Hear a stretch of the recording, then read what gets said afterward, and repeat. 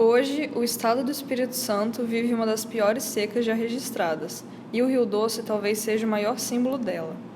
Desde 2010, o nível do Rio Doce vem sofrendo um declínio brusco, como mostrado no gráfico. Em 2010, o nível do rio era de 479 centímetros. Atualmente, ele se encontra entre 5 e 7 centímetros.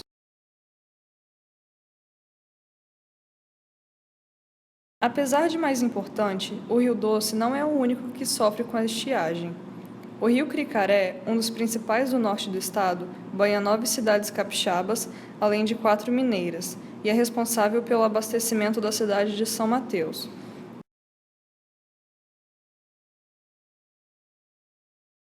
Nossa tradição não pensava em economizar água, pois, com exceção do Nordeste e do Sul, o restante do clima do Brasil é tropical úmido, o que proporciona chuvas com regularidade. A respeito do meio ambiente, este é um pensamento comum que começa a mudar. Com os rios secando, há de se pensar no responsável pela seca, se é somente a estiagem ou se tivemos importância decisiva para causar este problema. A fiscalização ambiental teve de ser muito permissiva por questões econômicas, embora a legislação ambiental fosse a melhor do mundo. Hoje a natureza é quem cobra o que lhe exploramos. Este pensamento também começa a mudar.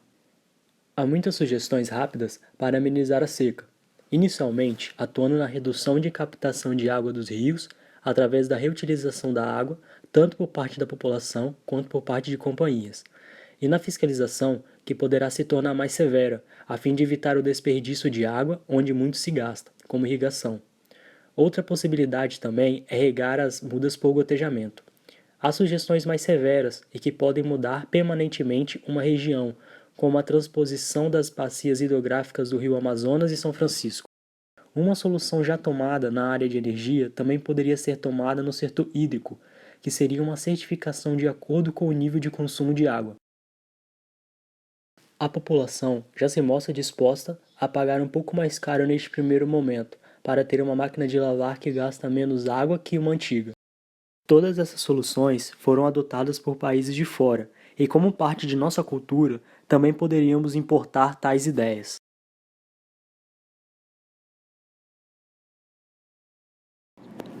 Mas será que podemos reverter essa situação? Em 2014, o Estado do Espírito Santo arrecadou cerca de 19 bilhões de reais, suficiente para investir em todas as áreas, inclusive na recuperação de rios e preservação do meio ambiente.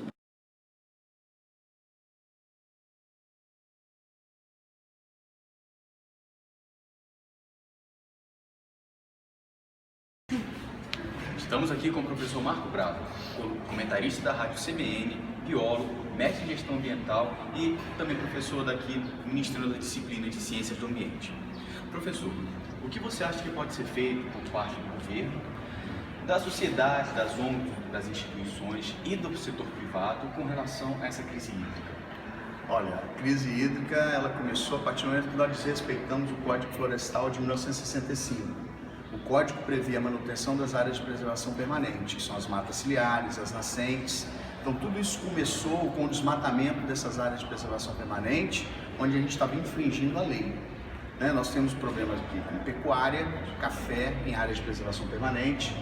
Tudo isso, incluindo o fator da expansão das cidades, nós destruímos esses ecossistemas, que na verdade são grandes esponjas que mantêm as nossas nascentes caudalosas, com volume de água.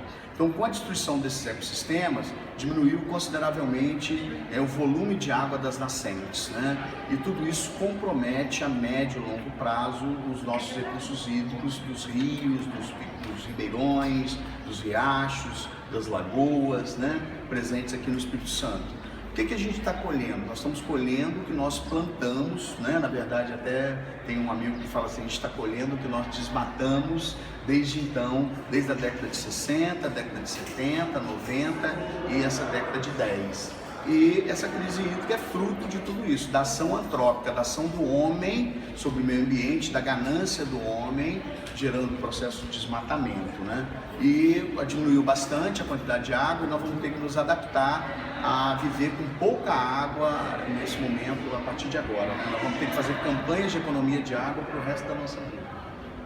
Então você supõe que essa crise hídrica vai durar só tem uma solução não a médio prazo, mas somente a longo prazo. Somente a médio e longo prazo. O que nós vamos ter que fazer? Reverter tudo isso que a gente destruiu. Nós vamos ter que recuperar as matas ciliares, recuperar as áreas de preservação permanente no entorno de nascentes. Não vai ser fácil essa questão do Rio Doce, é um rio caudaloso que perdeu muita qualidade da água e a quantidade de água. Então nós vamos ter que fazer um trabalho de recuperação juntamente com os produtores rurais. Não adianta se o produtor não participar, nós não conseguimos recuperar as áreas de matas ciliares principalmente. Então a sua proposta se foca na recuperação das matas ciliares. Matas ciliares e das nascentes, chamadas áreas de preservação permanente, com plantio de espécies nativas, não é com plantio de eucalipto, não, então tem que ter cuidado. Então vamos ter que utilizar espécies nativas da Mata Atlântica, recuperar essas áreas de preservação permanente, as nascentes, as margens de rios, e futuramente essa água ela vai voltando aos poucos. Né? Dentro de 5 anos já começa a recuperar bastante a área de preservação permanente. Tá bom, professor. Muito obrigado. Eu que agradeço.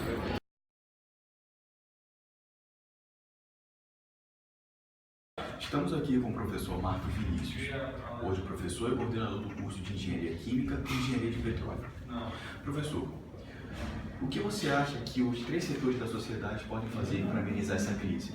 Tanto o setor governamental, o setor privado e a sociedade em geral, ONGs, as pessoas e instituições.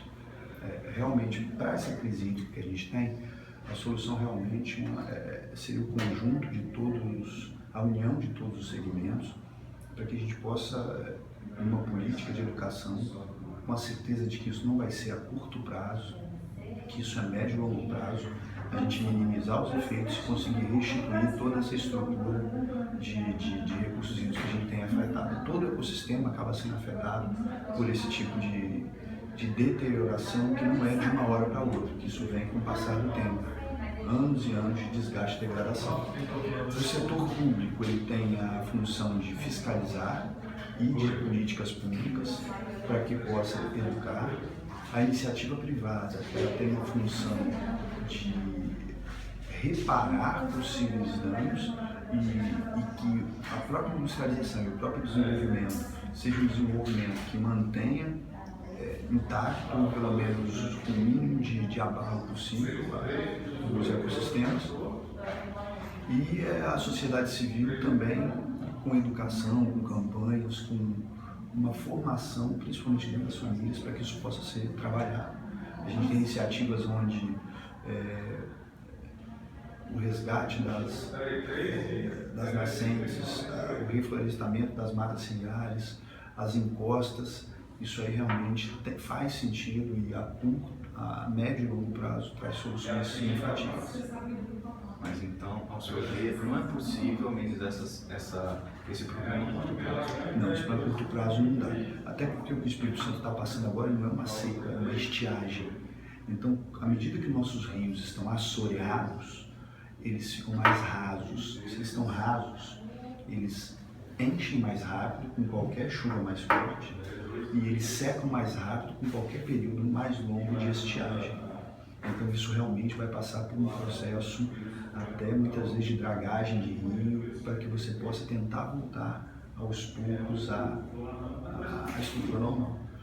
Mas inicialmente seria uma política de educação, de proteção das nascentes, recuperação das nascentes e matas ciliares. Aí você vai evitar que esse desgaste se propague. Muito bom. Professor, muito obrigado pela sua opinião e até a próxima. Estou à disposição.